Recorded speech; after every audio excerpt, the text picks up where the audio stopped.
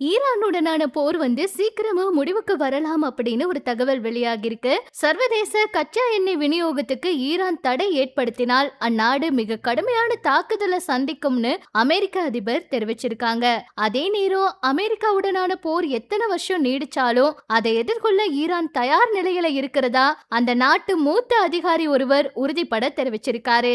ஈரானோட தலைமை மதகுரு Ayatollah Ali Khamenei போரின் தொடக்கத்திலேயே கொல்லப்பட்டதை தொடர்ந்து அவரோட மகன் மோஜ்தபா கமேனி புதிய தலைமையா தேர்வாகி இருக்காரு. இதைத் தொடர்ந்து ஈரானோட இந்த தலைமை மாற்றம் பிடிவாதமான போக்கை மாற்றிக்கொள்ளாது அப்படிங்கறத காட்டுவதா முதலீட்டாளர்கள் கருதுனதுனால சர்வதேச சந்தையில கச்சா எண்ணெய் விலை கடந்த திங்கட்கிழமை உச்சத்தை தொட்டு அதுக்கப்புறம் சரிஞ்சிருக்கு. குறுகிய கால பயணம் இச்சூழல்ல அமெரிக்காவோட மியாமி நகர்ல குடியரசுக் கட்சி உறுப்பினர்கள் கிட்ட பேசிய ட்ரம்ப் மத்திய கிழக்குல இருக்க தீய சக்திகளை அழிக்கிறதுக்காகவே நாம இந்த நடவடிக்கையை தொடங்கணும் அப்படின்னும் இது விரைவில் முடிய போகும் அப்படின்னும் குறுகிய கால பயணம் தான் அப்படின்னு சொல்லியிருக்காராம். அது மட்டும் இல்லாம ஈரான் அமெரிக்காவுடன் பேச்சுவார்த்தை நடத்த வாய்ப்பே இல்ல அப்படின்னும் ட்ரம்ப் தொடர்ந்து உலக நாடுகளை ஏமாத்தி வராரு அப்படின்னும் அவரு தன்னோட வாக்குறுதிகளை காப்பாற்றுவதில்லை அப்படின்னும் முன்பு பேச்சுவார்த்தைகள் ஈடுபட்டிருந்த போது எங்களை அமெரிக்கா தாக்கிய கசப்பான அனுபவங்கள் எங்களுக்கு இருக்கு. இந்த போரால் உலகம் முழுவதும் விலைவாசி உயரும், எரிசக்தி தட்டுப்பாடு ஏற்படும், பொருளாதார பாதிப்பை உணர்ந்து உலக நாடுகள் தலையிட்டா மட்டுமே அமைதி திரும்பும் அப்படின்னு சொல்லியிருக்காங்களாம். இந்த நிலையில